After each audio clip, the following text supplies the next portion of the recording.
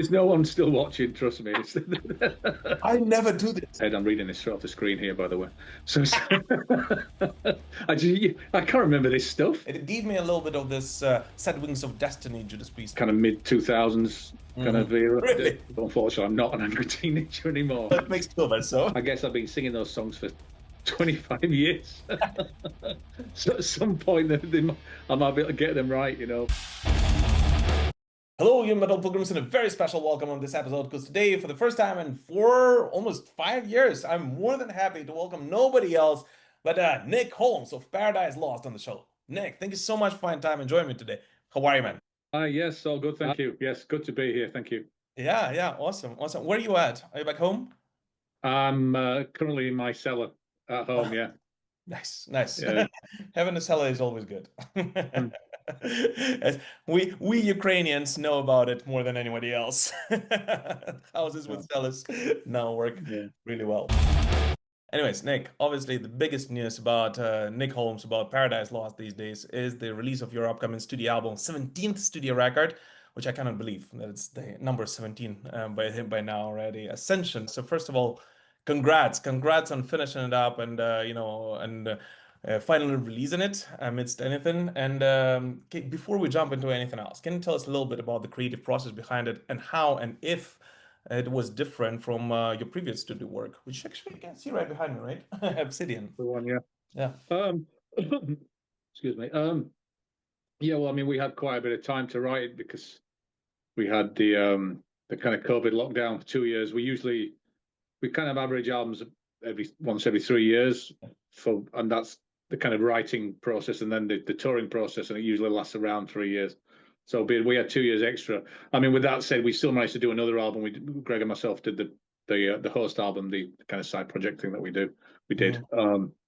But yeah, so but we had a little bit of hindsight because we started writing prior to the pandemic, and then we kind of came back to it after as well. So we had a little bit of hindsight and time to think where we wanted to go with it, and yeah, we had more time to work on this. But I think you can have too much time as well. I think it's a happy balance. I think sometimes with, you know, I think deadlines are a good thing to have if you're writing stuff, because you can just go over things too much and over egg the pudding, as they say. So we wanted to. It was good to have a kind of happy medium. So yeah, but the time we've had, I think it was worth having that long, you know.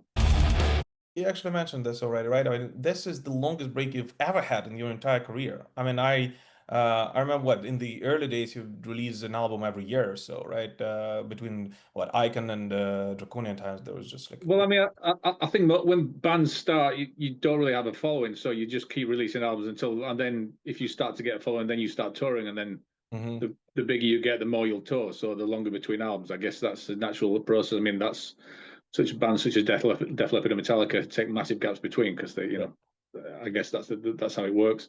So the first few albums, yeah, I mean, they were kind of one after the other.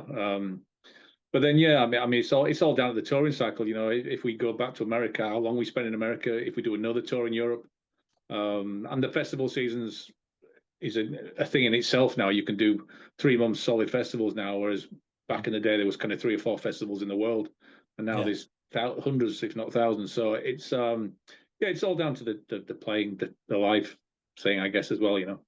But you mentioned that you started writing this record actually prior to the pandemic, or right, at least around 5 or so years ago, right after the release of Obsidian. Do you think there is a difference that you can personally see in between the songs that you wrote or started working on back in the day then, and the ones that you finished later on? Yeah, totally. Because I mean, most of the songs we started to put together didn't make it on the album, but a couple of them did. Lay a Wreath Upon the World being the prime example. I think that's the first song we started writing for this album, and we started to write that nearly 5 years ago, and that's very different to the rest of the album. Yeah, sure. So and I think Savage Days we could have started around, because I think that was an older song as well, that we didn't finish it off at that time, but we came back to it again. But I mean, I like how those two songs are different, but it's totally slotting with everything else. So there's some other bits that we haven't used as well on the album, which we may even go back to them going forward. Who knows? But yeah, I mean, we sort of changed that when we re-recorded the Icon album. It was quite a nice trip down memory lane to do that, and we changed our approach slightly to the writing process for this one. as a result of that. So we thought, let's get a bit more of some songs with that element, that kind of vibe to them as well. Obviously, Sounds Like the Grave's got that kind of vibe to it a little bit, particularly vocal style. So yeah, it's always nice, everything that you go through as you travel through, you pick up, oh, this will be okay, this will be good, this is good, whatever. So yeah, the passage of time in this regard, I think it's made a more interesting album and hopefully more varied album. That's a very interesting thing you mentioned this about icons, because the first time I was actually able to listen to this album a little bit earlier than most of mortal human beings on this earth, and I loved it from the very beginning until the very end. It's been on repeat in my whatever holics, whatever it's called, for the past couple of weeks now. So I really enjoyed it. But the first thing I thought about it is, on one hand, it's a natural continuation of Obsidian, right? You can feel that it is the next album that comes afterwards, but at the same time, it does have this uh, slight influence and slight feelings that you kind of received with Icon, with Draconian Times as well, I would actually say as well. And this is the first thing I said, I didn't write a review yet, but it was in the short message that I posted, like, oh my God, I can actually hear the bits of Icon in this one. So it's very interesting that it kind of crumbled into your songwriting process. Yeah, I mean, it's just the vibe, really, because I mean, we're under no illusion we could write music like that, because everything we've done is a result of where we were at the time, and Icon's no exception to that. But there's a certain element. I mean, it's very sort of up tempo, and the way the vocals are a lot more energetic, than perhaps I've done on a couple of previous albums. So I mean, but as long as I can still do it, I'll do it. If I can't do it, then I won't do it. So it's a case of when I re-recorded it, it was kind of reasonably easy to do it. I thought I was kind of surprised how easily I could do it, but I guess I've been singing those songs for 25 years. So at some point, I might be able to get them right, but yeah, I mean, again, it's for us. It's when we write the songs, if we've got as many different styles under the umbrella of whatever is Paradise Lost, then and we can bring it all together in one album, and each song works with the next one, then I guess hopefully we've got a result. This album, just like pretty much everything Paradise Lost does, and I started reading some reviews before going on this interview, and a lot of people are saying, "Hey, this is one of the darkest, one of the gloomiest albums you guys ever written," and so on and so forth. Which I agree. I mean, it is a dark album, right? I mean, it's like pretty much everything you guys do. But at the same time, and I always felt this about Paradise Lost, that it was not about darkness for me, and I've been following you guys since the early 90s, actually. But about this ray of hope or ray of light in that darkness, very Tolkien-esque kind of feeling that I always had about your music. And this album is the culmination of that for me, at least, right? It is a dark album very much, but at the same time, when you listen to it, there are some parts of it, and especially when you progress through it and move towards the second part, which is a little bit more experimental for me. I would say, you can hear this, or like see almost this ray of hope if you vision this music. Do you think that this is something that you also, I mean, first of all, do you agree with me on this one, or it's Well, completely out of? I think for us, music's always been about taking you somewhere. It's about pure escapism in the same way that a movie would do. The cinematic elements, or the audio version of cinema, whatever you call that. I don't know. I'm sure there's a word for it, but which I can't think at this moment. I mean, it's just they take you away, and that's the whole thing with music. It's about escapism for us. It's not about real life. It's about just switching off in the same way you would play a video game or watch a film. It's just you listen to music, and of course, if it's something that really has an impact on you, then it's going to become a nostalgic thing as well. So then, when you hear it down the line, it's going to remind you of that time, and nothing can do that music. I think that's very important for that. So yeah, it's about it's like you say, it's like pure escapism, and you can get out of it what you want, but for us it is purely about the escapism and the whole thing with the darkness in it. We just love all that. We love music like that. That completely gets us going. With that's exciting for us to hear real darkness. I mean, my favorite movies usually have the best soundtracks. I mean, the music is so important in movies. I think it's overlooked so often in films when they have a kind of repeating line that comes back at the right moment. It can really make or break a film. A good example of that is Jaws, which is, Yeah. if you know what I mean. So, I think everyone who has ever seen Jaws, like right now, yeah, has this. yeah, exactly. That's the thing. Yeah, I mean, I could have thought of a more obscure horror film, but that was the first one that came to mind. So yeah, I mean, it is a sort of soundtrack to where we are whenever we have recorded it, be it the first album in the 90s or this one now. I mean, this is where we are now, So yeah, I guess they're like kind of dark chapters, perhaps. But we're in the last. We're definitely in the last half of the book now, I think. Yeah, most likely. Tell me about it. Regarding that, then, that music is solely escapism for you, and for you as a lyricist also, and for you and Greg actually, like for your duo. So does that mean that you as a musician, you don't really feel a need, or you're not obliged to be a moral compass for your listeners, and you don't really have to raise certain topics or themes, especially lyrical themes, on an album? I approach them from a purely poetic element. I mean, I kind of hate restrictions of any kind of art form. I mean, I will come back to them again and again and again. And and particularly this album, I spent so long with the lyrics that when I kind of finish them, it's almost like drawing a line, and that's it. I'm kind of done with it. But when I'm writing them, I completely get in the mood and how they sound in the song and how certain words will make you feel at a certain time when you hear it. And that element is far more a poetic element. I mean, if I'm trying to shape them into making a story or shape them into being very kind of linear so people can totally get what I'm saying, then I mean, I don't like to read things like that anyway. That's not my kind of. It's not what I would enjoy to read. So I would prefer, if I want to read, I would read a newspaper. If I want to, if I want the news and the facts, I would read a newspaper or look at some online news. I mean, I think this is, for me, it's completely, I would say, leaning towards the more artistic, poetic, hopefully, element.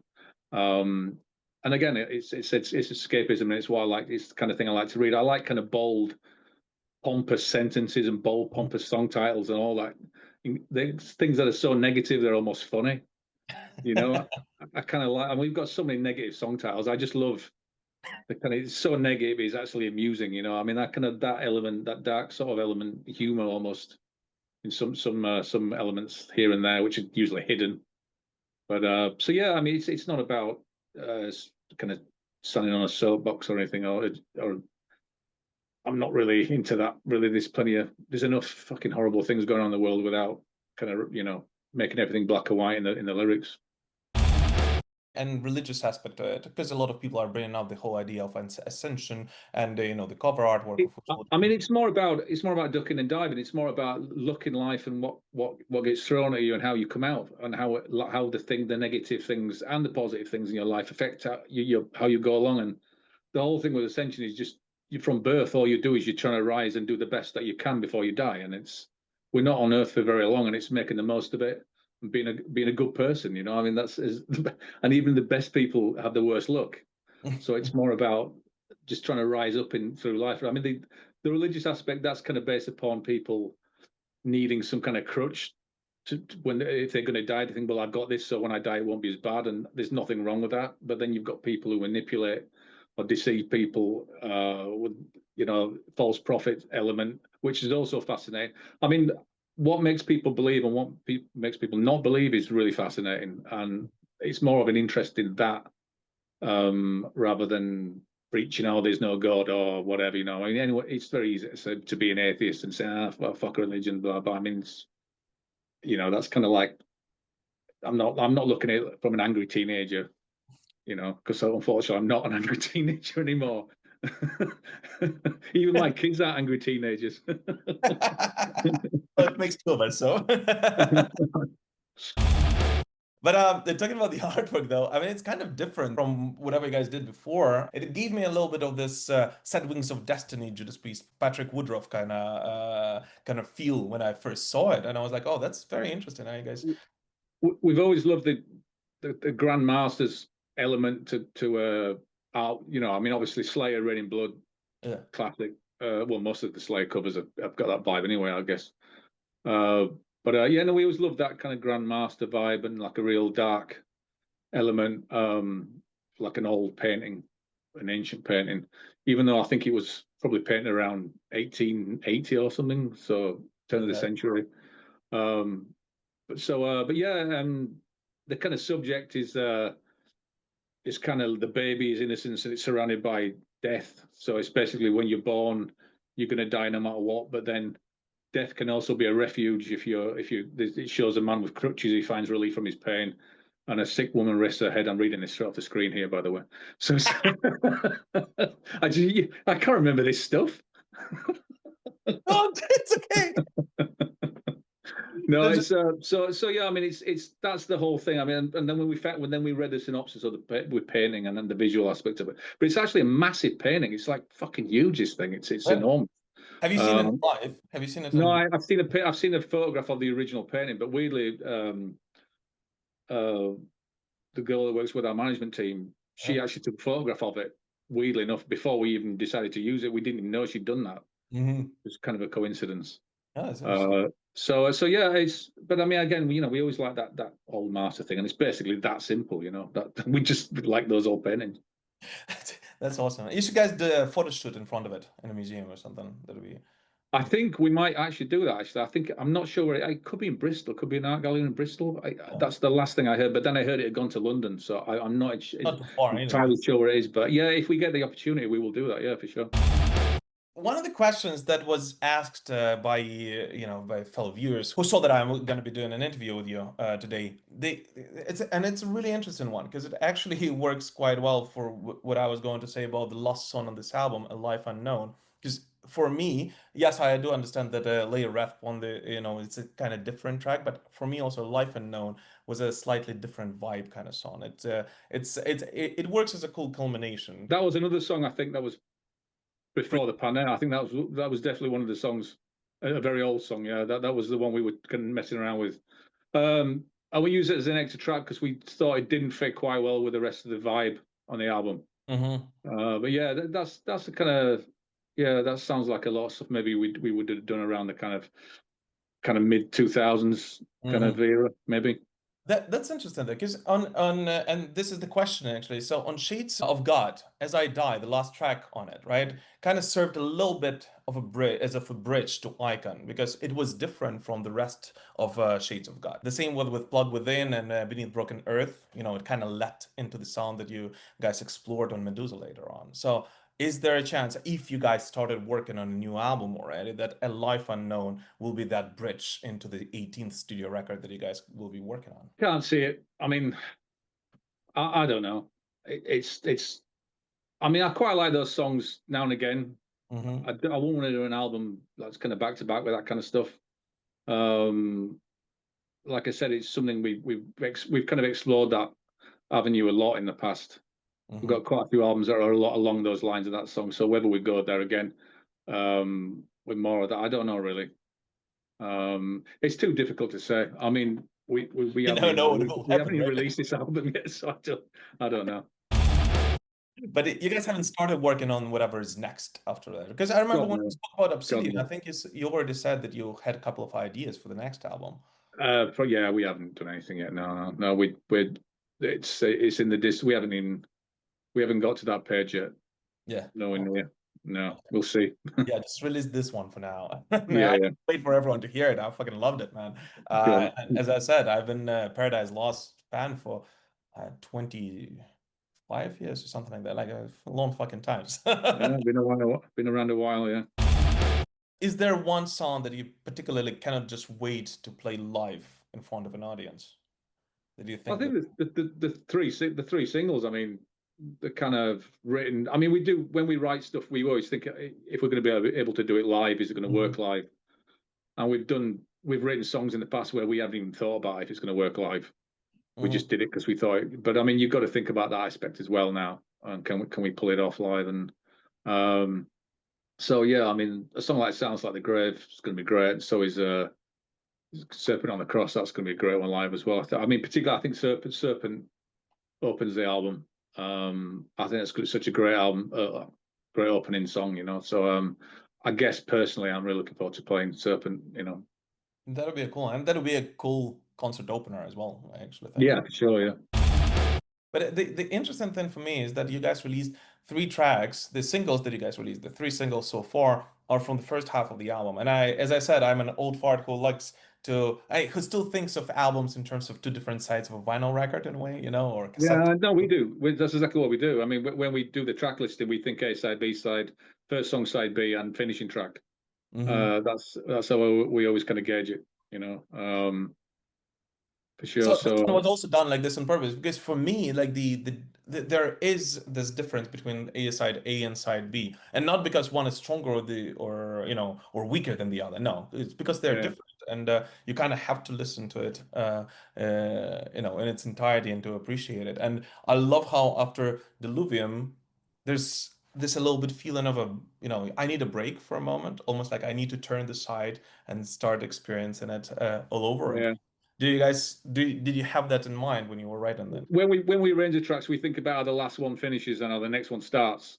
Mm-hmm. Um, for me, other than that, it's the first song, the last song side A, the first song side B, and the last song side B. Yeah. That's how I think of it. And then you think of the songs in between, how they all go together. So, but I haven't actually listened to the album in order since we decided to listen to it Really? to choose the order. No, because Okay. I'll play the tracks whichever comes up first on my fucking phone or whatever. So it's just and they always shuffle them anyway. So it's which Right. is like everybody else on the planet, I guess. I never do this. I never do this. No, I no, deliberately turn off my shuffle to listen to the album, and it's yeah, yeah, it's right. It's the best way to do it because we definitely do think about that. uh, But usually, like I say, if when I listen to one song, I tend to listen to the whole album. But yeah, a lot of the time I just play it and see what comes and whatever. But yeah, I mean, we definitely think about that aspect. But the fact that the singles kind of fell and they were from the first side, as it were, is purely down to we asked everyone involved which songs they think should be the single, and the general consensus is what we generally go with because we write albums, we don't write singles. mm-hmm. So we don't even want to go down that route where we have to concentrate on what's going to be the single and what's going to get MTV play and all that kind of shit that happened around the This point, 2000s. nothing. Yeah, Nothing. so it's not so we kind of dismissed all that years ago and just concentrated on writing albums. Yeah, it's very interesting because on one hand, they are, great tracks to represent the record, but on the other one, if you think about it, they don't really represent it because I would even say that there's no one track that really represents Ascension because it's so diverse in a way. But yeah, those are great songs and to get the first feel of it and not too much deviation from Obsidian for fans. Yeah, I think a lot of it, the particularly first two singles are very sort of growly, so everyone just presumed everything was growly, but there's a lot of clean singing on there as well. There's tons of clean singing on there, so it's not, basically like you said, it doesn't necessarily represent the whole thing. So Yeah. So there are a lot of surprises, which hopefully you guys will check out on September 12th. I'm sure you will. If you're watching this interview this far, then you definitely will watch. You definitely there's will. no, there's no one still watching. Trust me, they've all fucked off to the pub. Man. Nick, talking about heavy metal is my biggest passion in the world. I can do this for hours, but I assume you have another one in a couple of minutes. So I'm gonna let you Yeah, go. man. All So, right, man. All first of right. all, thank you so much for joining. Any last message for your fans, old and new, all across the world? Just hope you like the album. Hopefully, we're playing somewhere close to you, and check it out. We hope to see you down the line somewhere. And yeah, enjoy the album. Yeah, Check it out. I hope that I'll catch you guys live. I haven't seen you for 7 or 8 years now, so it's been a long fucking time, and I cannot wait to see you play the old tunes that made me fall in love with Paradise Lost and the new ones alike. This was Nick Holmes of Paradise Lost, and their new studio album Ascension will be out on September 19th via Nuclear Blast, so definitely don't miss it. Nick, thank you so much for finding time and joining me. Keep rocking, man. Cheers, bud. All the best. Thank you, mate. Thanks, I Take care. appreciate it. Bye bye. See you soon. Bye bye. Thanks.